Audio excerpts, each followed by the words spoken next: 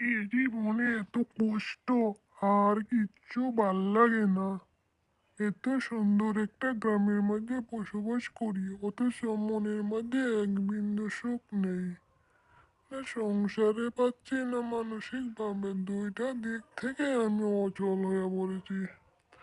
কিরে ভাই, তুই এই পশু শিকার করছিস কেন? পশু শিকার করা ভালো না। আর জ্বালাইস না, পশুদেরকে জ্বালাইস না, ওদেরও সংসার আছে।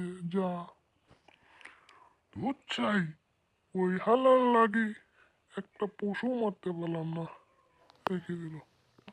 ও ও মাদ্দার সাহেব, আপনাকে এটা কথা না বললেই নয়।